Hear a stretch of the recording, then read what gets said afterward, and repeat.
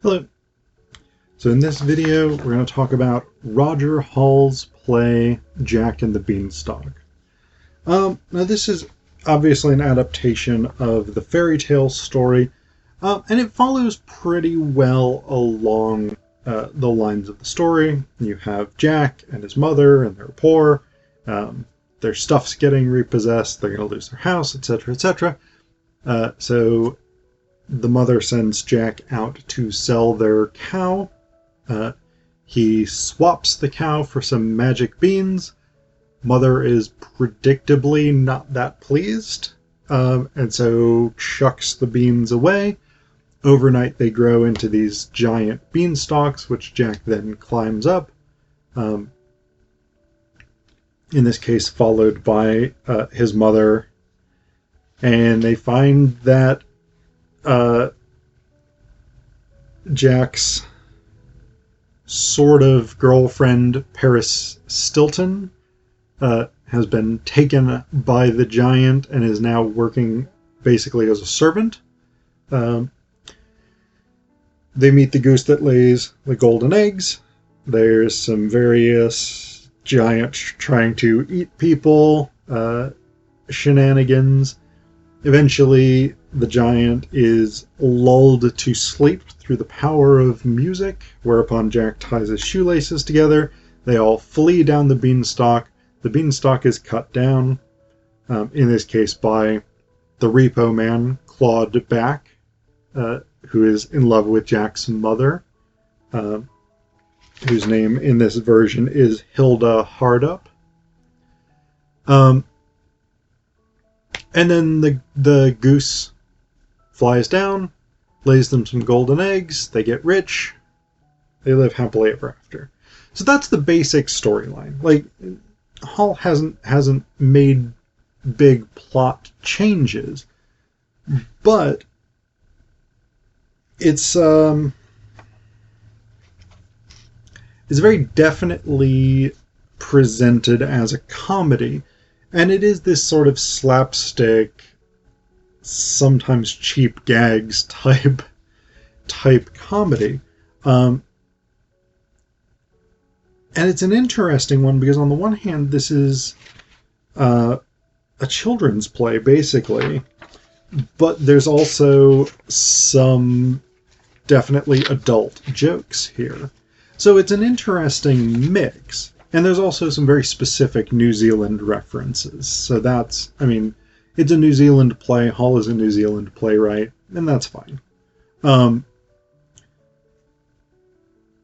we get this sense of the sort of irreverent nature of the play right from the opening song, which is called Opening Village Song.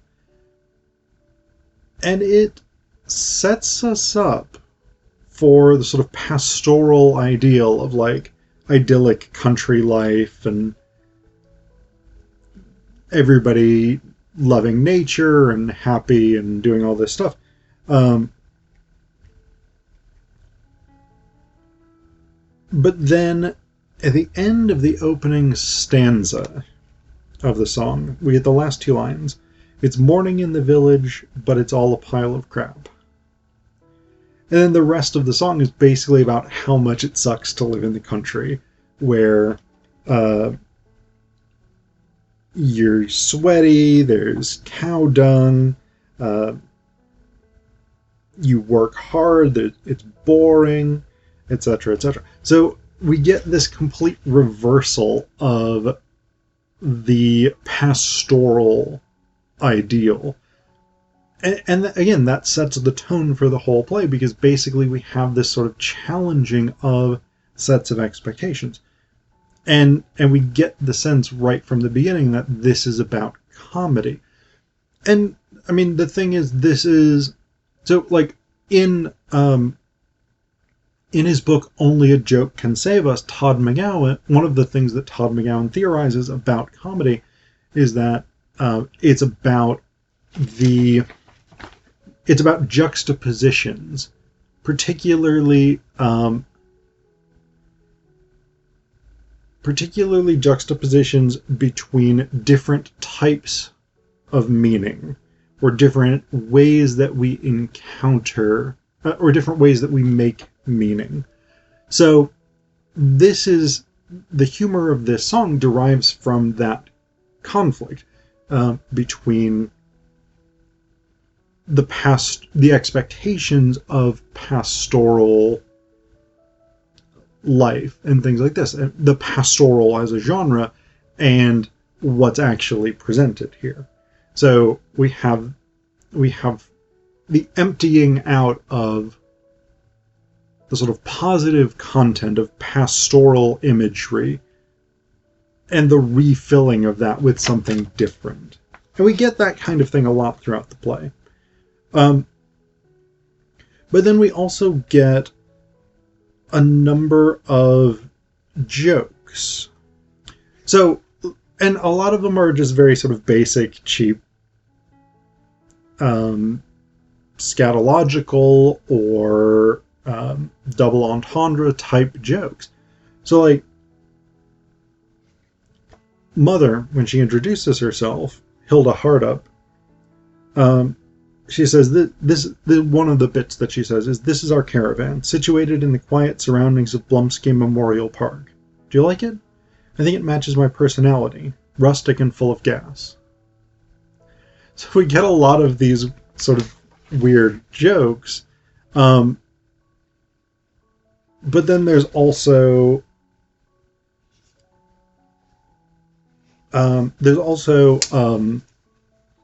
like sexual jokes that seem less appropriate for children.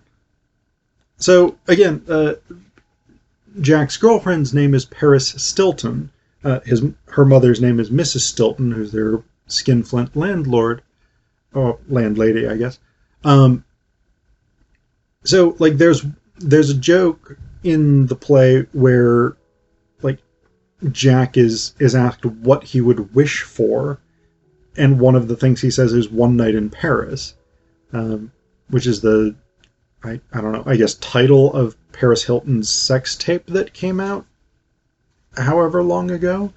So like it's weird because that's not a joke I would have put in a children's play necessarily, but you know what? Hey, Roger Hall is going to do what he's going to do, and he's much more successful than I am, so who am I to question, I guess. But one of the because this is a children's play, one of the interesting bits of it is there's a lot of audience interaction, and it's often on a very like I don't want this to sound insulting because it's not meant to be. It's often on this like Blue's Clues or Dora the Explorer type level, where it's about very simple sort of responses elicited from audience members. So, for instance, we've got this one bit where Mrs. Stilton is talking about how she's going to foreclose on the Hardups if they don't pay all of the back rent that they owe by Monday at noon. And she turns to the audience, Mrs. Stilton does, and says, "I hope you are all for me, representing the forces of capitalism." And then Mother says, "Or are you for the downtrodden, hopeless, pathetic cases like me and Jack, the underclass?" Mrs. Stilton says, hands up those of you who vote for me." And Jack and Mother say, "Hands up those who vote for us." And the stage direction say, "The audience votes." Presumably the audience will be on the side of Jack and Mother. So again, it's these very like simple things, or like Mother early in the play tells the audience to let her know whenever Claude Back is around, whenever Claude has shown up to repossess some of their stuff. Mother wants to be alerted to that, and that's part of the audience's role, is to scream, "Look out, Mother," whenever Claude shows up on stage. So again, it's these very basic interactions, but it's a really interesting way, or it's not an interesting way, but it's a really effective way of getting the audience engaged with the story. And then the other thing that I really like, and I mean, this is another form of comedy, but it's an interesting one. When Jack climbs to the top of the beanstalk, he's met by an immigration officer who declares that he's an illegal immigrant. So he said, the immigration officer says, "You've arrived by unconventional means of transport, to wit, a beanstalk. Have you any means of identification? Passport, driving license?"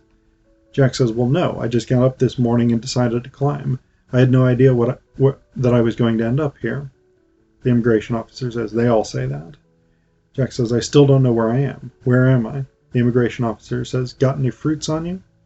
Jack says, well, actually, I'll read a little bit more. Jack says, "God, no. If I had, I would have eaten them." "Where am I?" Immigration officer says, "Occupation?" Jack proudly says, "Poet."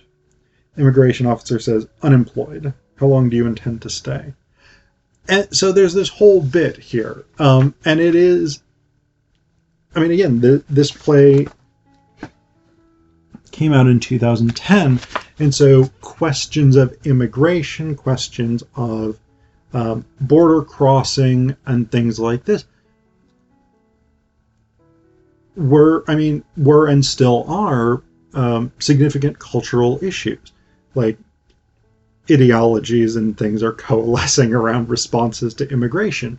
So in this case, Hall is putting into a children's fairy tale play contemporary commentary about our political situation, or more specifically, the political situation of New Zealand, which is not necessarily all that different from the political situation and concerns about immigration in the U.S., my own country.